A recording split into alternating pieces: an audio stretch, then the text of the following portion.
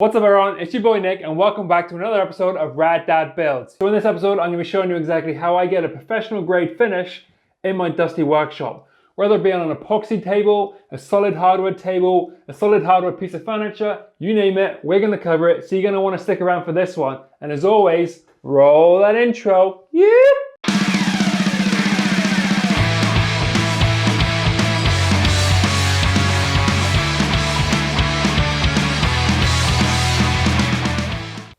Okay, so like I said, in this video, I'm going to be diving into depth on how I get a professional finish on my hardwood furniture in my dusty workshop. I'm going to be talking about the prep and the sanding stages and how to apply the finish correctly to get a nice, even, consistent finish that's going to look awesome for years to come. This video is in depth and I do not cut any corners when it comes to the prep work and applying the finish. But if you're like me and you spend a bunch of time making something awesome and you want to give it the finish that it deserves, then this video is for you. Yeah.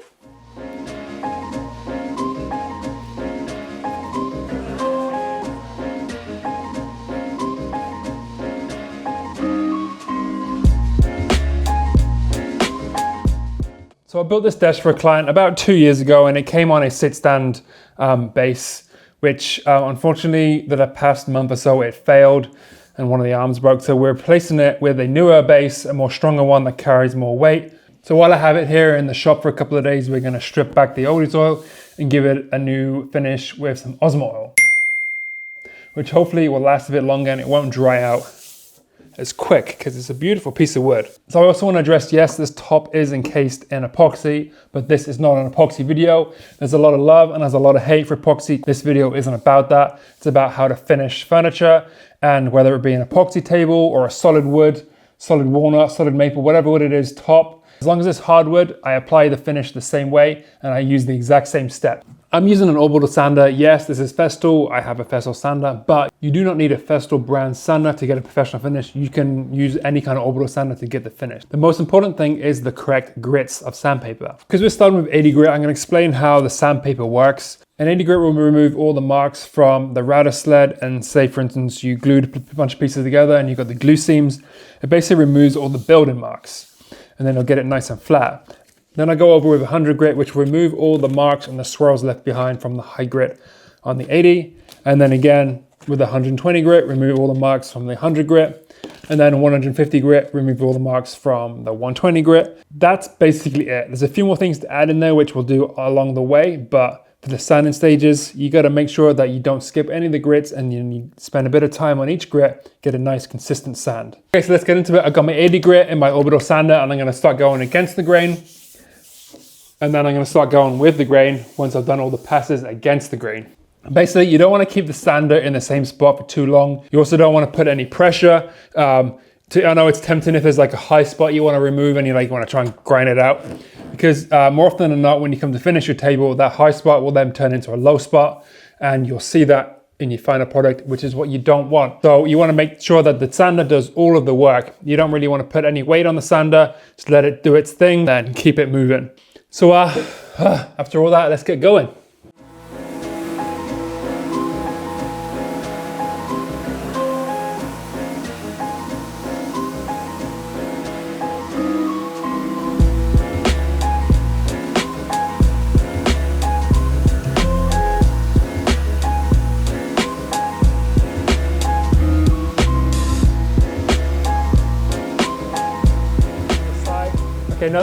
Okay, so now the top and the sides have been sanded with 80 grit. Before we flip it over and do the underside, we're going to blow all the dust off and give it a quick wipe down with some mineral spirits.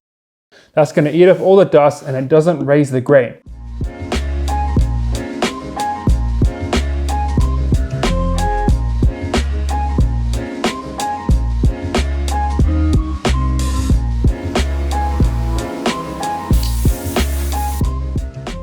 Okay, so now that the top and the sides and the underneath has been all sanded with 80 grit, you'll notice on the epoxy parts of the table, if you have epoxy on the table, that the big circle like scratches caused by the 80 grit sandpaper.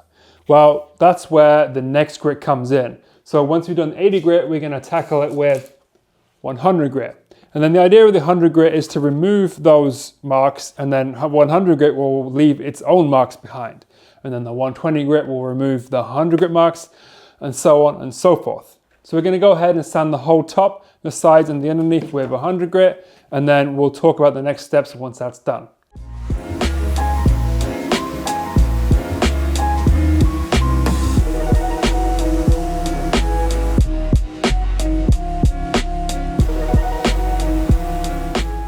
Okay, so now that the tabletop has been sanded down with 80 grit and 100 grit, and it's been wiped down with mineral spirits and all the dust has been cleaned off, before we get into 120 grit, we are going to now pop the grain. Popping the grain is essentially where you raise the grain of the wood by spraying it down with some water. Whoa, whoa, whoa, whoa, whoa, hang on a second. So you're gonna tell me that you're gonna spray your furniture down with some water after you spent all that money and time getting it nice and dry in the kiln? What are you, f***ing high? Yeah, dude. So when you raise the grain in between grits, it basically helps the fibers in the wood stand up, which help blends in all the marks from the sander. So when you go down on the next grit and then you flatten them all off, you get a much even finish. And you have to spend less time sanding. To pop the grain, you want to give it a light mist of some warm water. Warm water isn't essential, but I feel like warm water evaporates quicker, so you can get on to sanding more quickly. And you want to make sure not to flood the table. You want to just give it a light mist and then wipe it down with a blue shop towel, just to kind of absorb any excess water. Like I said, you do not want to flood the table. You just want to give it a light mist. Okay, so you just pop the grain. We're going to hit the whole table with 120 grit using the same sanding techniques as before, going against the grain and then going with the grain, not putting any pressure on the sander, let the sander do the work. And then once that's done, we're going to hit it again with a water pop, and then that's the last water pop. Then we can go up for the rest of the grits and then get on to the finish. So let's get to it.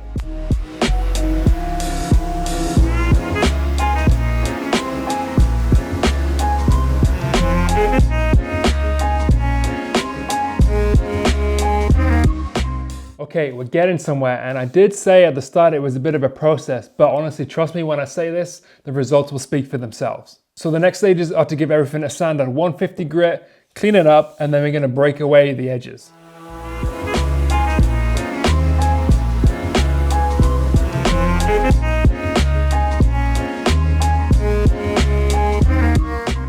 So to break away the edge is basically to remove that sharp corner from where you're sanding, so it's more comfortable to use when you're walking by, leaning over it.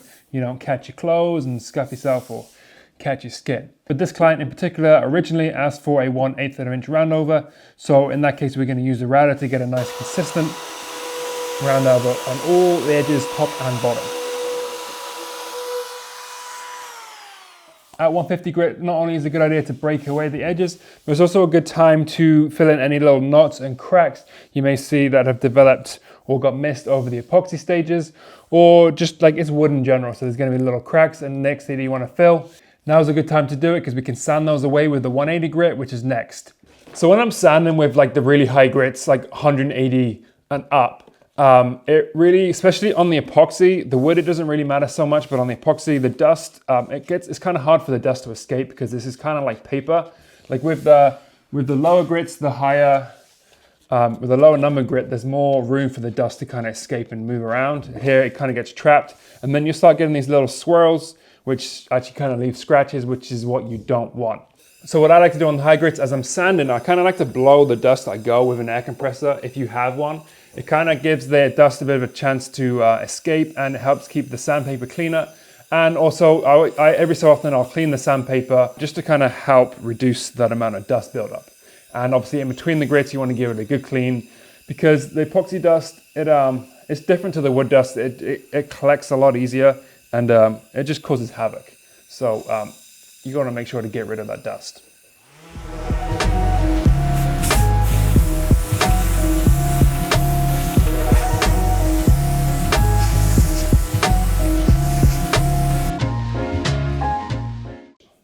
So with the epoxy, it does still like to show the fine little swirls and markings from the sander. So I like to sand just the epoxy part of the table up to 400 grit. So we're gonna hit it with 320 grit and then finally hit it with 400, and then we're gonna apply for the finish. But that's only on the epoxy. Just the wooden side, we'll leave that at 220 because as you're feeling it right now, it should be feeling like glass. Like you can't tell the difference in the wood and the epoxy, which is exactly what you want. But before we do that, at this stage, I do like to go and get my light on my phone or like a light of some sort and just kind of go over and just see if you missed any little swirls or little marks anywhere on the table, because you definitely want to find it now before we start applying the finish, because that's when as you start applying the finish, that's when it emphasizes everything, and every little mark and every little detail starts to show. So you want to make sure there's no kind of scratches or swirls in there left behind from the sander.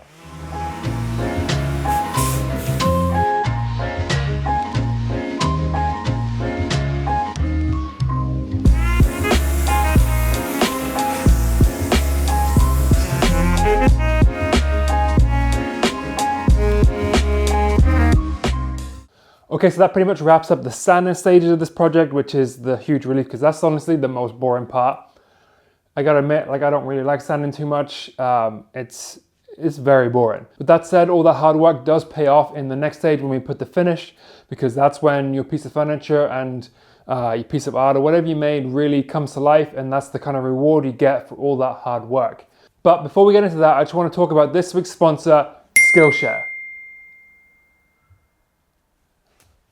Skillshare is a rad online platform with thousands of inspiring classes to either explore new skills, deepen existing passions, or just simply get lost in creativity. They have many different classes to suit everybody's interests and needs, from photography to videography to video editing and color grading, so you can really show off those finished DIY projects. Premium Access gets you full unlimited access to all the online classes that are just right for you. Personally, I use Skillshare a lot, and over the past month, I've been really working on my videography skills to produce better and more captivating content for you guys at home. So this month, I got a lot from Ryan Booth's course, DIY Cinematography. He shows you how to make your videos look more expensive and more like a movie by introducing cinematics and much, much more.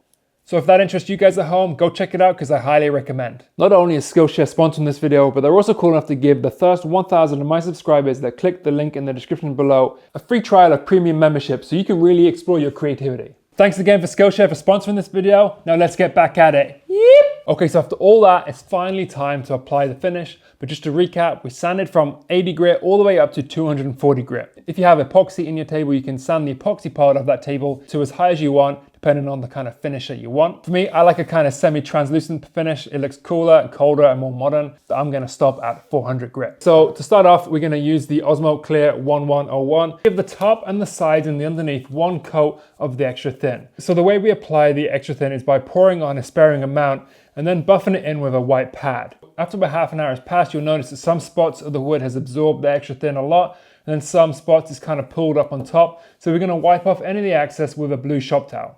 Okay, so we're getting somewhere now. So the extra thin has been applied, and then we left it dry for 30 minutes and we wiped it off, and I let that sit for about 2 to 3 hours, depending on the temperature. If it's really warm in there, you can do a little bit less. Here in Canada, it's kind of cold right now, so I let it sit for a bit longer. And now it's time to apply the Poly-X. So there's a couple of ways you can apply the Poly-X oil. Both ways consist of a white pad, but you can either do it by hand where you really buff it in, or you can use a polish sander like the one I have here. The reason why you want to buff it in is because it creates heat, and that heat creates the pores in the wood to open up, and then you're going to really fill those pores up with the finish. Rather than having sat on top, it's actually absorbed into the wood, which is why it works so well. Pour a small amount of Poly-X in the middle of the table, and then I'll work it in by hand, covering the whole surface. I'll then let it sit for a few minutes, and then I'll come back with a polish sander or my hand and really buff it in. And I'll work it in until it starts to look dry.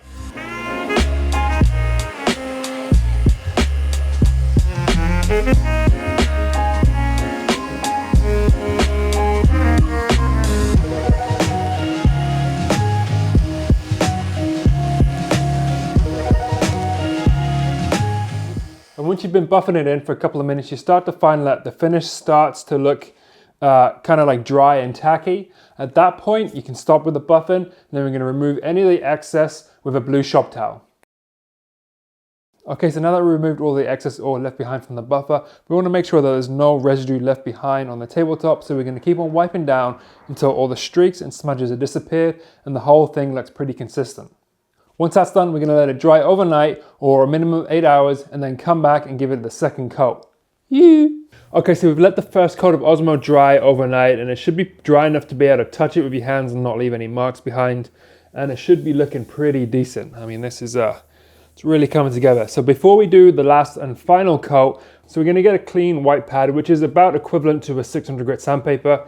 And we're gonna really just kind of buff it up and just kind of give it a bit of a key for the second coat to adhere to. Okay, so now it's ready for the second coat of Osmo oil, and we're gonna apply it the exact same way as we did the first coat with the white pad, but we don't have to use as much oil on the second go round because the wood has absorbed a lot of the oil. Really, the second coat is to kind of coat over any of the dry spots that didn't quite get enough oil. So let's go do that.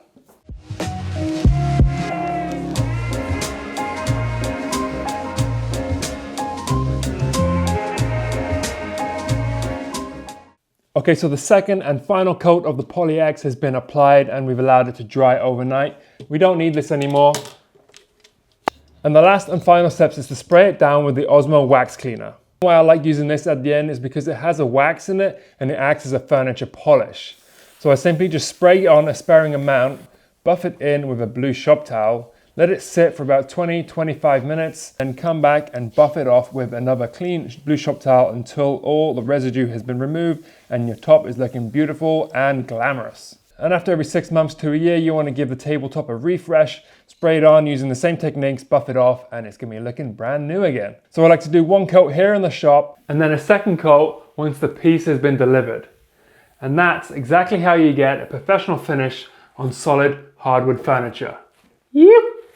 I want to say if you made it this far through the video, thanks for sticking with it. I hope you got something from it. If you've got any comments or questions, please don't hesitate to ask me down below. I'll be linking everything that I use in this video in the description down below, so make sure to check that out. If you like this video, give it a thumbs up and consider subscribing. If you want to go see some more day-to-day stuff, go follow me at @RadDadBuilds on Instagram. If you like DIY, home improvement, furniture builds, and all around rad stuff, make sure to go check out some of my other videos that are going to be floating around here in just a second. And as always, I'll see you on the next video. Peace. Bye-bye.